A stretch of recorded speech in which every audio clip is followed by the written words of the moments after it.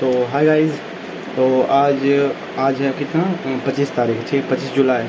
कल मेरा 24 जुलाई को IDBI का जूनियर असिस्टेंट मैनेजर का इंटरव्यू था पटना में। अमरपाली रेसिडेंशियल होटल था एक वहाँ पर। तो लगभग एंट्री था वहाँ पर, एंट्री टाइम था 8:30 बजे सवेरे। तो और मैं हम लोग का चला था लगभग 6 बजे तक। मैं वहाँ 6 बजे तक निकल गया था, वहाँ 6 बजे शाम को।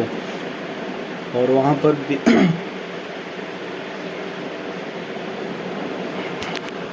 वहाँ पर खाना पीना का कोई व्यवस्था था नहीं, बस चाय बिस्कुट था वहाँ पर बस। तो मैं पहुँचा वहाँ 8:30 बजे। तो वहाँ पर पहले से ही मतलब पूरे लोग भरे हुए थे, तो लगभग 100 बंदे के आसपास टोटल थे। मतलब पहले से सब मौजूद थे, कुछ रहे होंगे बाद में आए, बट लगभग सारे पहुँचे। सब का अपना DV का जो प्रोसेस चल रहा था, जो भी डिक्लेरेशन था और जो भी डॉक्यूमेंट्स जो चाहिए थे वो सब अरेंज कर रहे थे। फ़ोटो वगैरह सब पे साइन हो रहा था। तो हमको लगा था कि पहले मतलब सर मैं लेट हो गया था, बट धीरे धीरे पता चला ठीक है सब हो जाएगा। हम लोग का DV लगभग 2 से 3 बजे के आसपास हुआ, क्योंकि वहाँ पर उसमें कोई नंबर सिस्टम था नहीं कि नंबरिंग के हिसाब से या फिर रोल नंबर के हिसाब से मतलब हो जाए। बस जैसे रैंडम कोई भी चला जा रहा था DV करवाने, और हम लोग थे पीछे, मतलब पीछे बैठे हुए थे। तो हम लोग का मतलब हुआ नहीं। फिर हम लोग जब लंच टाइम हुआ उसके बाद फिर हम लोग आगे आए, तो वहाँ पर हम लोग DV करवाए वहाँ पर। उसके बाद फिर हम लोग का आते आते 5 बज गया हम लोग को नीचे। जब इंटरव्यू के टाइम जब वहाँ पर ले जाते हैं लोग 3-4 बंदे को नीचे, तो इंटरव्यू लगभग सबका 10 मिनट से ज़्यादा नहीं चल रहा था। एवरेज 10 मिनट था, किसी का 10 से 12 मिनट था चल रहा था, 15 मिनट, बट एवरेज 10 था। तो और जब मतलब हाफ टाइम ख़त्म हो गया ना, तो सबके मतलब जिससे भी पूछ रहा हूँ तब वो भी बोल रहा है कि सर मतलब इंट्रो पूछ ही नहीं रहा। इंट्रो आप कहाँ से हो, इंट्रो कुछ भी नहीं, डायरेक्ट आपका ऑनर्स है, ऑनर्स से कुछ भी सवाल जो भी बन रहा था उससे पूछ रहे थे ऑनर्स। और बाकी स्कीम्स हो गया और बैंकिंग का कुछ थोड़ा बहुत, बाकी इधर उधर से। तो मेरे से क्या हुआ कि आते ही साथ एक राइट साइड में बीच वाले सर जो भी हेड थे, उन्होंने पूछा कि ऑनर्स मैथ है, तो आप ऑनर्स क्यों किए, मतलब वो पूछे थे ऑनर्स क्यों किए आप, और भी तो अदर चीज़ ले सकते थे। तो उसके बाद फिर बोले कि आपका रोल मॉडल क्या है, मतलब कि आपका जो आदर्श है। तो मेरे को कुछ मतलब सोच के गया था नहीं, बट फटाक से मैं आर्यभट्ट बोल दिया। और उसमें बोल दिया, मैंने बोला कि शून्य का खोज किया था उन्होंने। फिर उन्होंने क्रॉस क्वेश्चन किया कि जीरो का, उससे पहले जीरो था नहीं, जीरो पहले विद्वान नहीं था। और फिर बोले कि जीरो पहले था नहीं, मैंने बोला था जीरो, बट उन्होंने मतलब उसको डिस्कवर किया, उन्हें पता लगाया। और फिर सवाल मेरे से बने कि उसके बाद फिर राइट साइड में थे एक, तो उन्होंने पूछने लगे कि एक मतलब स्कीम बोले, शायद स्वामित्व स्कीम था, पता नहीं कौन सा स्कीम। मैंने स्टैंड अप इंडिया का स्कीम का जो भी उसमें डिटेल्स था वो बता दिया। तो उन्होंने कहा ये इसका है, तो मैंने हाँ यही बोल दिया। फिर उसके बाद उन्होंने पूरा वही वाला पूछ दिया, स्टैंड अप वाला। तो मैंने उनको फिर से वही जवाब दिया। मैंने बोल दिया कि 10 लाख से 1 लाख तक, गलती से उन्होंने 1 लाख, तो मैंने बोला नहीं 1 करोड़ तक। और फिर जो भी इसका था वो मैंने बोला। फिर उन्होंने मुझसे मुद्रा योजना पूछा, मुद्रा में सारा जो तीनों था बता दिया।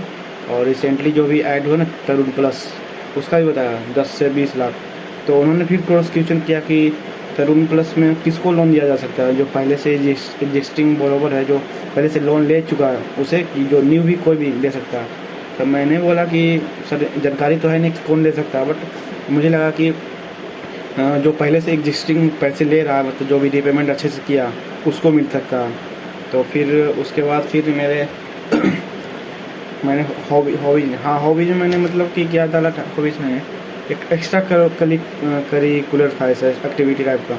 उसमें मैंने यूट्यूब कंटेंट डाल दिया कि यूट्यूब कंटेंट बनाता हूँ। और उसे पोस्ट में मतलब मैंने लिख दिया था कि previously gaming but now banking. तो वो कन्फ्यूज हो गए। तो मेरा यूट्यूब से मतलब 3 से 4 सवाल बना। मेरा अच्छा हुआ कि मतलब मैंने मूवी और हॉबी में मैंने मतलब मूवीज और वेब सीरीज और वीडियो गेमिंग लिखा था। तो मैंने मूवी और वेब सीरीज से पूछा नहीं, बट गेमिंग से पूछने लगे कि आपका चैनल है तो पैसा कमाते हैं आप? तो मैंने बोला सर मोनेटाइज नहीं था। और बोले कि कितना सब्सक्राइबर है? तो मैंने बोला 900 समथिंग, उसमें जिसमें गेमिंग वाला था। और फिर वो कन्फ्यूज होकर पूछने लगे ना कि आपका तो बैंकिंग पार्ट टाइम है, मतलब कि शौक के लिए करते हो क्या? फिर मैं नहीं सर ये तो मेरा मेन है, बस मैं ऐसे ही बनाता हूँ मतलब कंटेंट। और उसके बाद फिर वो लोग फिर से पूछे कि आप ही बताइए हम आपसे क्या पूछें, मतलब आप जो कुछ तैयारी मतलब कुछ करके आए होंगे। तो मैंने बोल दिया उन्होंने कि सर अपने मतलब एरिया के बारे में पढ़ के आया, तो बताइए। तो मैंने बोध गया का जिक्र किया और उसके बाद भी मैंने मतलब बोध गया कि बौद्धिस्ट के लिए है वो ऐसा वैसा। और फिर तुरंत मैं शिफ्ट हो गया मंगला गौरी पे, जो कि यहाँ हमारे यहाँ टेम्पल है। बट उन्होंने तुरंत ही क्रॉस किया कि बौद्ध जो कि अरे बोध गया वाला जो भगवान बुद्ध को ज्ञान की प्राप्ति हुआ बोधि ट्री के नीचे। तो उन्होंने पूछा कि क्या बोधि ट्री के नीचे कोई भी पर्सन वहाँ पर बैठ के मेडिटेट, जो भी मतलब वहाँ पर बैठ अलाउ है वहाँ बैठने का? तो मैंने फटाक से बोल दिया कि सर मेरे को लगता है कि कोई भी वहाँ पर बैठ नहीं सकता, जो कि मैं शायद आई थिंक मैं गलत था उसमें। शायद मैंने बोला कि टूरिस्ट लोग जो भी घूमने जाते हैं उन्हें अलाउ नहीं है, बट जो वहाँ पर बौद्धिस्ट लोग हैं वो सब वहाँ पर बैठ के मेडिटेशन करते हैं।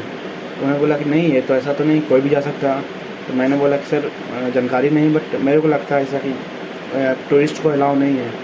तो फिर उन्होंने और क्या पूछा था मुद्रा स्कीम? हाँ ऑनर्स हो गया। हाँ ऑनर्स वाला मैंने से पूछा था जीरो क्या, ठीक है। जीरो का मतलब भाग देंगे मतलब नीचे से, मतलब एक होता है 2 क्वेश्चन, एक जिसमें इनफाइनाइट आता है, एक जिसमें जीरो आता है। तो मैंने एक वैसा पूछा था तो मैंने जीरो बता दिया, नहीं इनफाइनाइट बताया इनफाइनाइट। तो उन्होंने तुरंत किया कि अगर इससे दूसरा जो पॉसिबिलिटी है वो पूछ दिए कि उसमें क्या होगा। तो मैं बोल दिया कि सर कन्फ्यूज हो गया, फिर मतलब किसी में एक जीरो आएगा, किसी में सर इन्फिनाइट आएगा। तो उन्होंने बोला कि मतलब थोड़ा सा हंसने लगे थे वो, मैं भी थोड़ा सा हंसने मतलब मुस्कुरा रहा था, मैं भी मतलब हंसा नहीं मुस्कुरा रहा था। मेरे को लगा यहाँ पर फंस गया मैं, मतलब थोड़ा कन्फ्यूजन हो गया था उस समय कि जीरो को भागा देने पे क्या होता है किसी चीज़ को, या फिर किसी चीज़ को जीरो से भागा देने पे क्या होता है। तो और क्या था, और तो शायद एक सेकेंड, और एक सवाल बैंक से भी आया था। बैंक से बोले कि बैंक का प्रोडक्ट क्या है, मतलब बैंक का क्या प्रोडक्ट है। मैंने फटाक से बैंक का इंश्योरेंस बोल दिया था, तो बैंक का प्रोडक्ट है। तो सर फिर मैंने बोला कि लॉकर फैसिलिटी और कुछ बोला था जो भी है। फिर उसके बाद उन्होंने चेक से पूछा था कि एक पता नहीं एक चेक पूछा था तो पता नहीं चला क्या बोले वो। दूसरा में बोला था बीरर चेक, और पहला वाला पता नहीं चलता, मैंने पहला वाला कुछ और बोल दिया, मतलब ओपन चेक समझ के। ओपन में ही शायद बीरर आता है, एक और आता है नॉर्मल।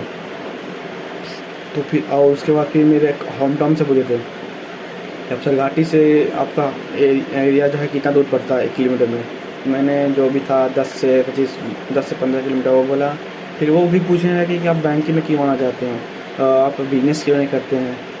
तो मैंने बोला कि मतलब वही सब जो भी कुछ आप लोग तो वहाँ के एरिया में तो सब बिजनेस करते हैं, ऐसा तो तैयारी कोई नहीं करता।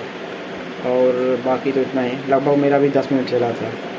तो अभी देखते हैं हम क्या होता है। लगभग मैं सबसे रिव्यू ले रहा था वहाँ पे, जितने भी सब बोल रहे थे कि सब ठीक गया, मतलब कोई खास नहीं गया सबका। वही लास्ट में तो सब एनर्जी, मतलब हमको लगता है कि जो लंच के टाइम के बाद के टाइम क्या होता है कि सबका एनर्जी लेवल डाउन हो जाता है, तो डायरेक्ट निकालना चाहते हैं शायद कि जल्दी इंटरव्यू हो जाए। क्योंकि उन्होंने भी वो लोग भी तो बोर हो जाते होंगे एक ही सवाल पूछ के, आपका इंट्रो क्या है, कहाँ से आए हो, ऐसे वैसे। तो मुझे लगा ठीक है, वही सब डायरेक्ट ऑनर्स पे आ गए। तो ओवरऑल ठीक था। पहले तो मेरे को बहुत डर लग रहा था, नेगेटिव हो रहा था, बट वहाँ पर लगभग सारे का सारा वही हाल था, ठीक था ओवरऑल। बट देखते हैं क्या होता है। अगर एवरेज भी सबको एवरेज में मिलेगा तो भी ठीक है, और बाकी डिपेंड करता मेरा मार्क्स पे, मेंस में कितना, मतलब मेंस में नहीं जो भी एग्ज़ाम मैंने दिया था उसमें कितना है, उस पर डिपेंड करेगा होगा कि नहीं होगा, देखते हैं। तो अभी के लिए तो इतना ही, बाकी फिर मिलते हैं बाद में। Bye bye.